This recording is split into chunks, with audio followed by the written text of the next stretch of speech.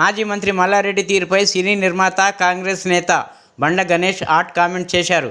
మల్లారెడ్డి మతి భ్రమించి మాట్లాడుతున్నారని మండిపడ్డారు. మల్లారెడ్డి విద్యార్థుల రక్తాన్ని పీల్చి ఫీజులు వసూలు చేస్తున్నారని బండ్ల గణేష్ ఆరోపించారు. మల్లారెడ్డి తమ పార్టీలోకి వస్తే తీసుకోబోమని తేల్చి చెప్పారు.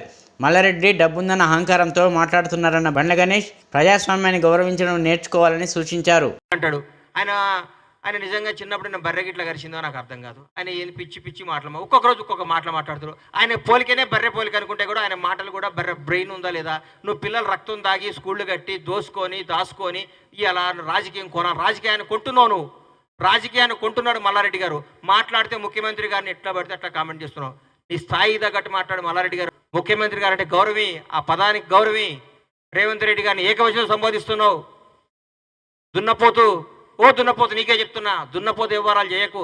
నువ్వు గోవాలో హోటల్ కాకుండా ఏమైనా చేసుకో, గోవాలో హోటల్ పెట్టుకో, క్యాసినో పెట్టుకో, నీ బతికేది కదా. నీ మల్లారెడ్డి కాదు, మీ నాన్న మల్లారెడ్డి, మీ తాత మల్లారెడ్డి, ఇంకో మల్లారెడ్డి వచ్చినా ఈరోజు కాంగ్రెస్ ప్రభుత్వాన్ని ఏం చేయలేరు, రేవంత్ రెడ్డి గారిని ముట్టుకోలేరు. మీరు గుర్తుపెట్టుకోండి. దయచేసి చెప్తున్నా, కాంగ్రెస్ ప్రభుత్వం అద్భుతంగా పరిపాలిస్తుంది. ఇంకో 2 గ్యారెంటీలు ఇస్తుంది. రేవంత్ రెడ్డి గారు 20 గంటలు పనిచేస్తున్నాడు. ఈ మధ్యకాలంలో భారతదేశంలో ఏ ముఖ్యమంత్రి పడినంత కష్టం రేవంత్ రెడ్డి గారు పడుతున్నాడు.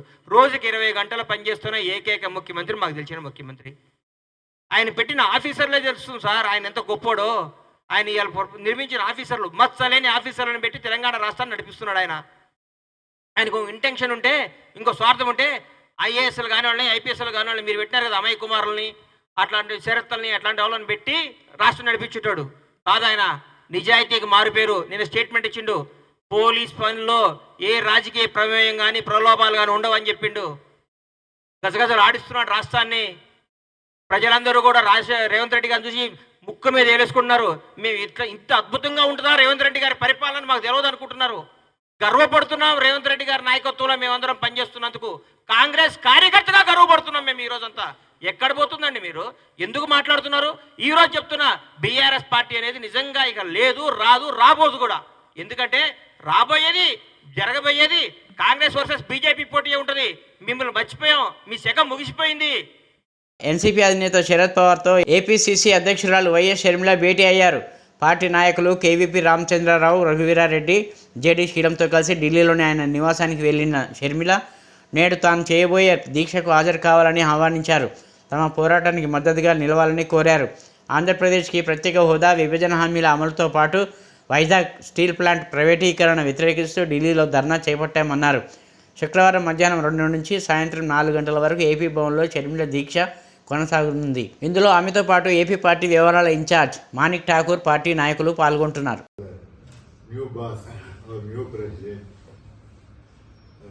Sir, we came basically, you are the architect. Yes, BJP said on the floor of the house when you were there, not 5 years, 10 years. So 10 years is present. What is happening? Ours is an agrarian based state with a special category state. I want that to be implemented. Mr. Chandra. Hello. రాష్ట్రంలో రాజకీయాలు వేగంగా మారుతున్నాయని, ఏ పరిస్థితులు వచ్చినా ఎదుర్కొనేందుకు సిద్ధంగా ఉండాలని భాజపా రాష్ట్ర అధ్యక్షుడు కిషన్ రెడ్డి తెలిపారు. హైదరాబాద్లోని పార్టీ రాష్ట్ర ప్రధాన కార్యాలయంలో నిర్వహించిన రాష్ట్ర పదాధికారుల సమావేశంలో నేతలకు ఆయన మార్గనిర్దేశం చేశారు. భాజపాలో పెద్ద ఎత్తున చేరికలుంటాయని కిషన్ రెడ్డి తెలిపారు. ప్రతి పోలింగ్ బూత్లను కొత్త రక్తాన్ని చేర్పించాలని, ఫిబ్రవరి నెలంతా చేరికలపై దృష్టి కేంద్రీకరించాలని చెప్పారు. పార్లమెంట్ లేదా అసెంబ్లీల వారీగా ఎన్నికల కార్యాలయాలు ప్రారంభించాలని తెలిపారు. నేను ఈ సందర్భంగా తెలంగాణ సమాజాన్ని కూడా కోరుతా ఉన్నాను. తెలంగాణలో 10 సంవత్సరాలు టీఆర్ఎస్ పాలన చూశాము. అంతకుముందు అనేక సంవత్సరాలు కాంగ్రెస్ పార్టీ పాలన చూశాము.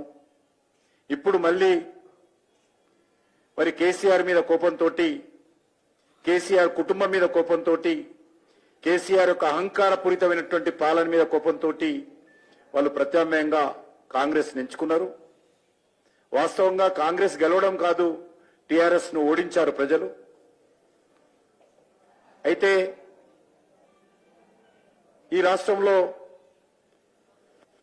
టీఆర్ఎస్ పై కాంగ్రెస్ వచ్చినా పెద్దగా పాలనలో మార్పు వస్తుందని అనుకోవడం లేదు. సమస్యలేవో పరిష్కారం అవుతాయని మేము అనుకోవడం లేదు. ఎందుకంటే కాంగ్రెస్ చరిత్ర మనకు తెలుసు. మరి ఈరోజు అధికారంలో రాకముందు కేసీఆర్ కుటుంబం యొక్క అవినీతి లేక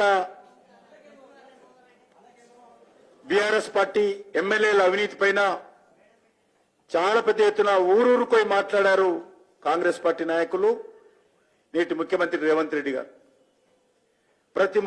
ప్రతి ఎమ్మెల్యే గురించి, ప్రతి మంత్రి గురించి ఆయా అసెంబ్లీలకు వెళ్లి దర్యాప్తు చేపిస్తాము, జైళ్లకు పంపిస్తాము అని చెప్పి చాలా పెద్ద ఎత్తున ప్రజలకు ఆ రోజు చెప్పారు.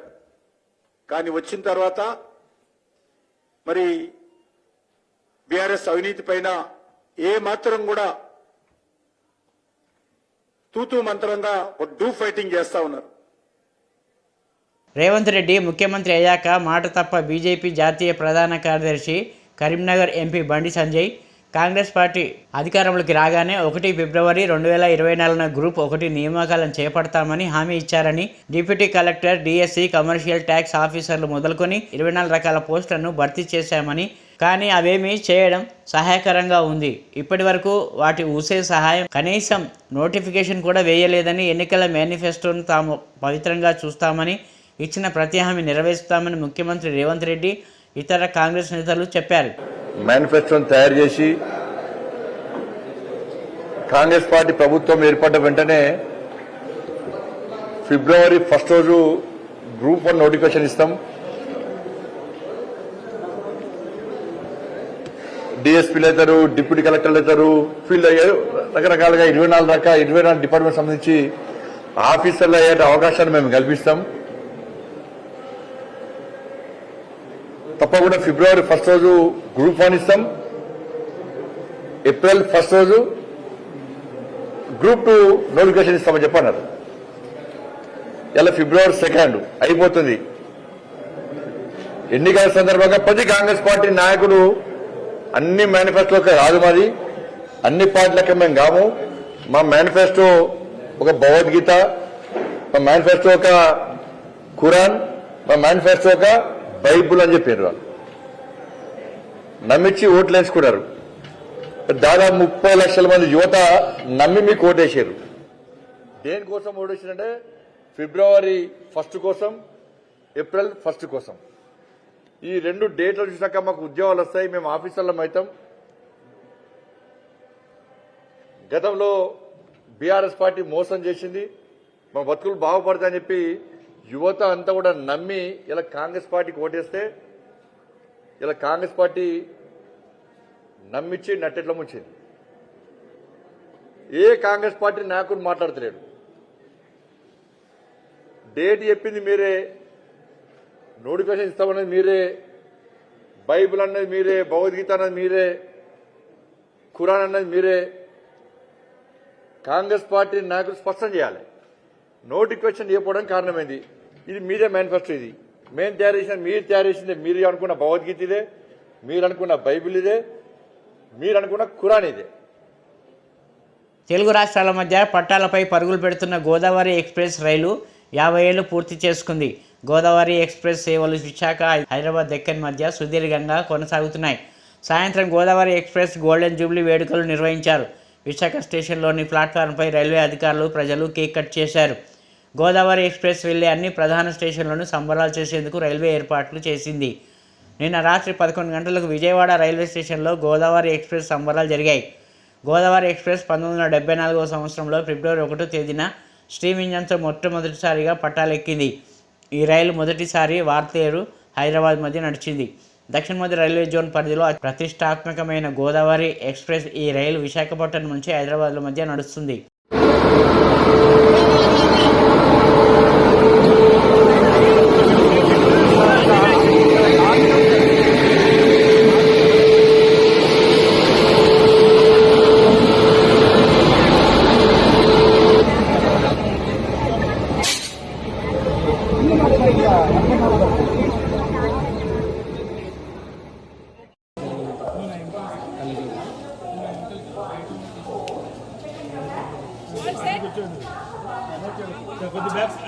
Happy birthday, Godavari Superfast Express, 50 years successfully completed. Jai Godavari! Jai Godavari! Jai Godavari! Jai Godavari! Jai Godavari! Jai Godavari! Jai Godavari! Celebrating 50 years. Thank you so much, Shane and the staff. From Vizag to Hyderabad. సులభంగా డబ్బులు సంపాదించాలనే దురాశతో ఏపీకి చెందిన ఇద్దరు police constable ఉన్న ఉద్యోగాలకు సెలవు పెట్టి గంజాయి వ్యాపారం చేస్తూ సైబరాబాద్ పోలీసులకు అడ్డంగా దొరికిపోయారు. బాచ్పల్లి ఇన్స్పెక్టర్ జె ఉపేందర్రావు కథనం ప్రకారం ఏపీలోని విజయనగరం జిల్లాకు చెందిన ఊరుటి సాగర్ పట్నాయక్, కాకినాడలోని ఏపీఎస్సీ 3వ బెటాలియన్లో హెడ్ కానిస్టేబుల్, తూర్పు గోదావరి చెందిన పప్పల శ్రీనివాస్ కూడా అదే బెటాలియన్లో కానిస్టేబుల్గా విధులు నిర్వహిస్తున్నాడు. ఒకే బెటాలియన్లో కానిస్టేబుల్గా పనిచేస్తున్న సాగర్, శ్రీనివాస్ ఉద్యోగంతో పాటు స్థానికంగా లభించే జీడిపప్పు వ్యాపారం కూడా చేస్తుంటారు. అయితే ఈ వ్యాపారంలో ఆశించిన లాభాలు రాకపోవడంతో గంజాయి విక్రయిస్తూ అధిక లాభాలు పొందాలని నిర్ణయించుకున్నారు.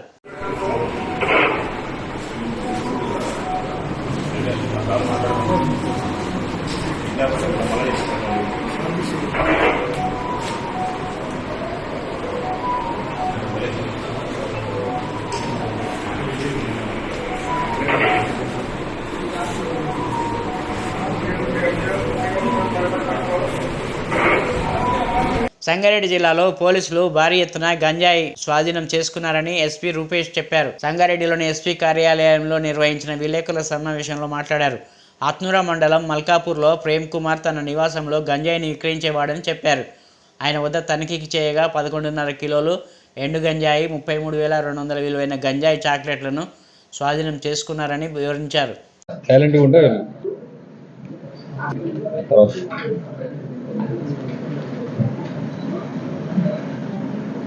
నిన్న 31వ తారీఖు నాడు మాకు ఒక ఇన్ఫర్మేషన్ వచ్చింది. ఆ ఇన్ఫర్మేషన్ బేస్ చేసుకొని ఆత్నూరా పోలీస్ స్టేషన్ లిమిట్స్లో మల్కాపురం గ్రామంలో ఒక టిన్ షెడ్ మీద సెర్చ్ చేయడం జరిగింది.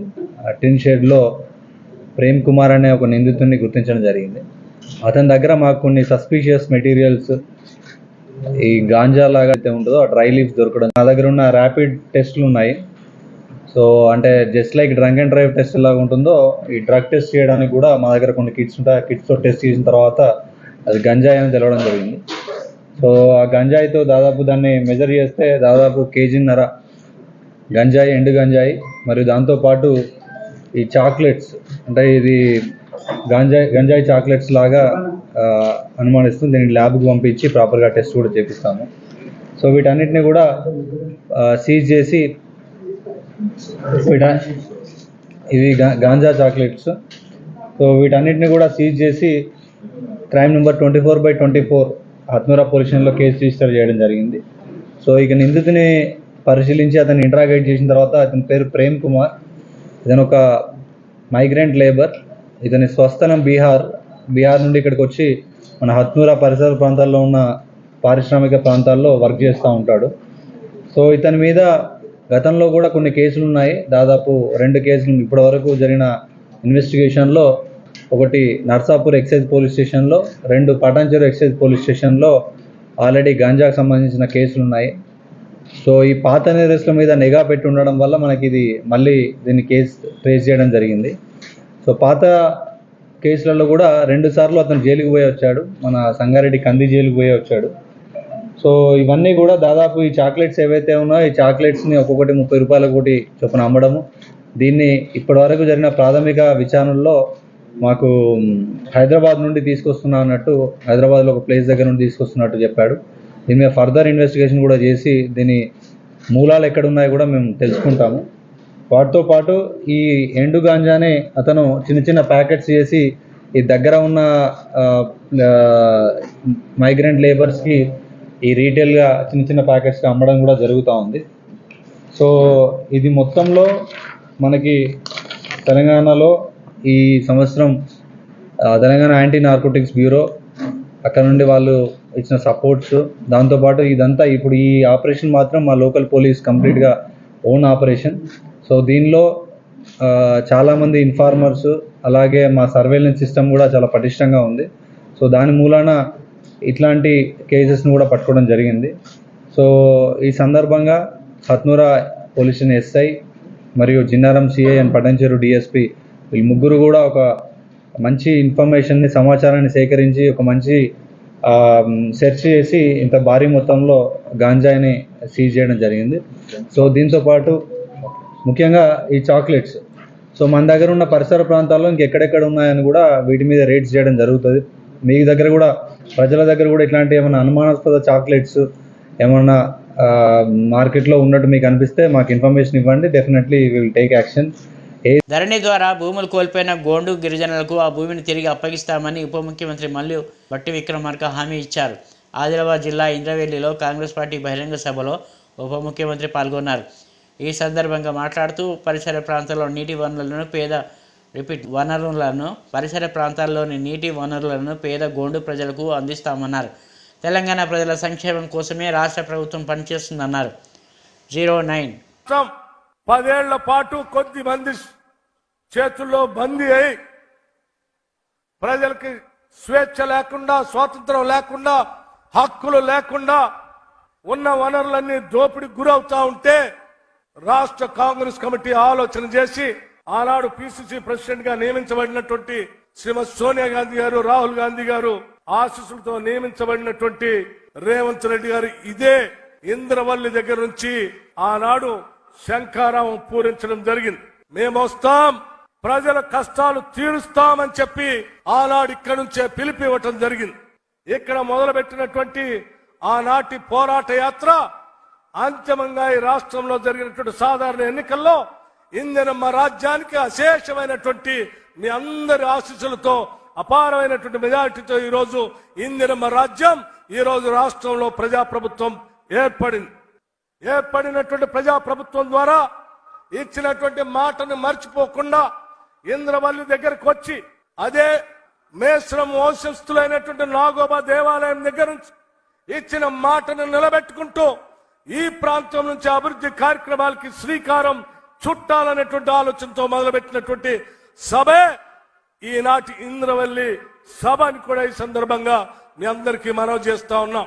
అంతేకాదు ఈ ప్రాంత ప్రజల కోరికల హక్కుల కోసం ఆనాడు పోరాటం చేసిన అనేక మంది ఆదివాసీల అమరవీరుల స్తూపం దగ్గర నుంచి ఆనాడు ఏ మాట అయితే ఇచ్చామో ఆ మాటను నిలబెట్టుకోవటం కోసం అదే స్తూపం దగ్గరకు వచ్చి మళ్ళీ మాటిచ్చి వెళ్తా ఉన్నాం.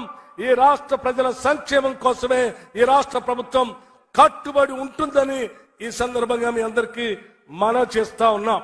స్నేహితులారా, ఇదే ఇంద్రవల్లి ఆనాడు నేను సిఎల్పి నాయకుడిగా, ఆనాడు రాష్ట్ర కాంగ్రెస్ కమిటీ అధ్యక్షుడిగా రేవంత్ రెడ్డి గారు ఓ పక్కన సభలు, సమావేశాలు, భారీ బహిరంగ సభలు చేసుకుంటూ నేను ఇక్కడి నుంచి పాదయాత్ర మొదలుపెట్టాను.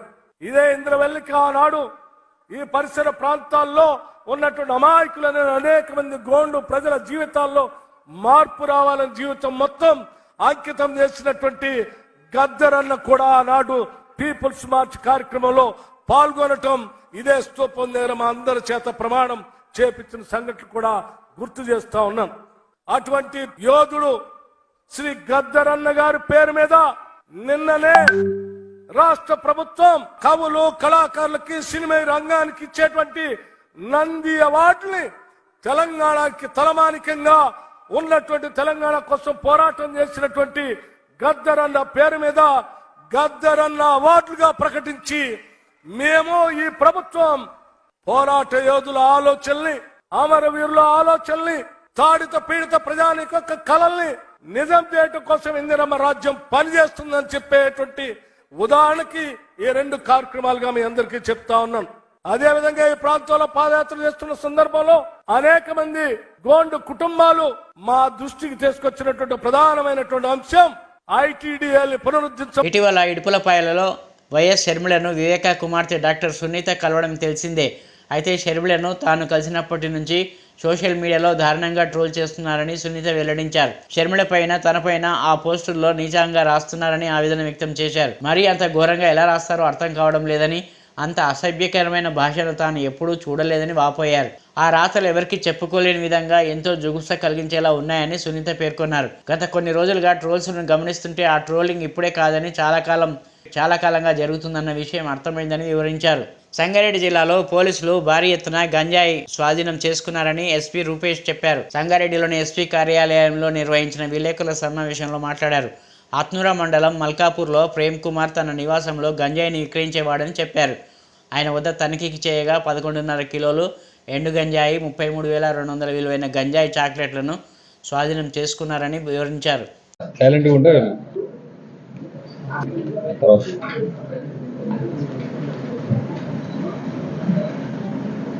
నిన్న 31వ తారీఖు నాడు మాకు ఒక ఇన్ఫర్మేషన్ వచ్చింది. ఆ ఇన్ఫర్మేషన్ బేస్ చేసుకొని ఆత్నూరా పోలీస్ స్టేషన్ లిమిట్స్లో మల్కాపురం గ్రామంలో ఒక టిన్ షెడ్ మీద సెర్చ్ చేయడం జరిగింది. ఆ టిన్ షెడ్లో ప్రేమ్ కుమార్ అనే ఒక నిందితుడిని గుర్తించడం జరిగింది. అతని దగ్గర మాకు కొన్ని సస్పీషియస్ మెటీరియల్స్, ఈ గాంజా లాగా అయితే ఉంటుందో ఆ డ్రై లీవ్స్ దొరకడం, నా దగ్గర ఉన్న ర్యాపిడ్ టెస్ట్లు ఉన్నాయి. సో అంటే just like drunk and drive test లాగా ఉంటుందో ఈ డ్రగ్ టెస్ట్ చేయడానికి కూడా మా దగ్గర కొన్ని కిట్స్ ఉంటాయి. ఆ కిట్స్తో టెస్ట్ చేసిన తర్వాత అది గంజాయి అని తెలవడం జరిగింది. సో ఆ గంజాయితో దాదాపు దాన్ని మెజర్ చేస్తే దాదాపు 1.5 kg గంజాయి, ఎండు గంజాయి, మరియు దాంతోపాటు ఈ చాక్లెట్స్, అంటే ఇది గంజాయి చాక్లెట్స్ లాగా అనుమానిస్తుంది. దీన్ని ల్యాబ్కి పంపించి ప్రాపర్గా టెస్ట్ కూడా చేపిస్తాము. సో వీటన్నిటిని కూడా సీజ్ చేసి, ఇవి గాంజా చాక్లెట్స్. సో వీటన్నిటిని కూడా సీజ్ చేసి క్రైమ్ నెంబర్ 24/24 ఆత్నూరా పోలీస్ స్టేషన్లో కేసు రిజిస్టర్ చేయడం జరిగింది. సో ఇక నిందితుని పరిశీలించి అతన్ని ఇంట్రాగేట్ చేసిన తర్వాత, అతని పేరు ప్రేమ్ కుమార్, ఇతను ఒక మైగ్రెంట్ లేబర్. ఇతని స్వస్థలం బీహార్ నుండి ఇక్కడికి వచ్చి మన ఆత్నూరా పరిసర ప్రాంతాల్లో ఉన్న పారిశ్రామిక ప్రాంతాల్లో వర్క్ చేస్తూ ఉంటాడు. సో ఇతని మీద గతంలో కూడా కొన్ని కేసులు ఉన్నాయి. దాదాపు 2 కేసులు ఇప్పటి వరకు జరిగిన ఇన్వెస్టిగేషన్లో, ఒకటి నర్సాపూర్ ఎక్సైజ్ పోలీస్ స్టేషన్లో, 2 పటాన్చెరు ఎక్సైజ్ పోలీస్ స్టేషన్లో ఆల్రెడీ గాంజాకు సంబంధించిన కేసులు ఉన్నాయి. సో ఈ పాత నేరస్తుల మీద నిఘా పెట్టి ఉండడం వల్ల మనకి ఇది మళ్ళీ దీన్ని కేసు ట్రేస్ చేయడం జరిగింది. సో పాత కేసులలో కూడా 2 సార్లు అతను జైలుకి పోయి వచ్చాడు, మన సంగారెడ్డి కంది జైలుకి పోయి వచ్చాడు. సో ఇవన్నీ కూడా దాదాపు ఈ చాక్లెట్స్ ఏవైతే ఉన్నాయో ఈ చాక్లెట్స్ని ఒక్కొక్కటి 30 రూపాయల కోటి చొప్పున అమ్మడము. దీన్ని ఇప్పటి వరకు జరిగిన ప్రాథమిక విచారణలో మాకు హైదరాబాద్ నుండి తీసుకొస్తున్నా అన్నట్టు, హైదరాబాద్లో ఒక ప్లేస్ దగ్గర నుండి తీసుకొస్తున్నట్టు చెప్పాడు. దీని మీద ఫర్దర్ ఇన్వెస్టిగేషన్ కూడా చేసి దీని మూలాలు ఎక్కడున్నాయో కూడా మేము తెలుసుకుంటాము. వాటితో పాటు ఈ ఎండు గాంజానే అతను చిన్న చిన్న ప్యాకెట్స్ చేసి ఈ దగ్గర ఉన్న మైగ్రెంట్ లేబర్స్కి ఈ రీటైల్గా చిన్న చిన్న ప్యాకెట్స్కి అమ్మడం కూడా జరుగుతూ ఉంది. సో ఇది మొత్తంలో మనకి తెలంగాణలో ఈ సంవత్సరం తెలంగాణ యాంటీ నార్కోటిక్స్ బ్యూరో అక్కడ నుండి వాళ్ళు ఇచ్చిన సపోర్ట్స్, దాంతోపాటు ఇదంతా ఇప్పుడు ఈ ఆపరేషన్ మాత్రం మా లోకల్ పోలీస్ కంప్లీట్గా ఓన్ ఆపరేషన్. సో దీనిలో చాలామంది ఇన్ఫార్మర్స్, అలాగే మా సర్వేలెన్స్ సిస్టమ్ కూడా చాలా పటిష్టంగా ఉంది. సో దాని మూలాన ఇట్లాంటి కేసెస్ని కూడా పట్టుకోవడం జరిగింది. సో ఈ సందర్భంగా ఆత్నూరా పోలీస్ స్టేషన్ ఎస్ఐ మరియు Jinnaram CI and Patancheru DSP వీళ్ళు ముగ్గురు కూడా ఒక మంచి ఇన్ఫర్మేషన్ని, సమాచారాన్ని సేకరించి ఒక మంచి సెర్చ్ చేసి ఇంత భారీ మొత్తంలో గాంజాయిని సీజ్ చేయడం జరిగింది. సో దీంతోపాటు ముఖ్యంగా ఈ చాక్లెట్స్, సో మన దగ్గర ఉన్న పరిసర ప్రాంతాల్లో ఇంకెక్కడెక్కడ ఉన్నాయని కూడా వీటి మీద రేట్స్ చేయడం జరుగుతుంది. మీ దగ్గర కూడా, ప్రజల దగ్గర కూడా ఇట్లాంటి ఏమైనా అనుమానాస్పద చాక్లెట్స్ ఏమన్నా మార్కెట్లో ఉన్నట్టు మీకు అనిపిస్తే మాకు ఇన్ఫర్మేషన్ ఇవ్వండి. Definitely we will take action.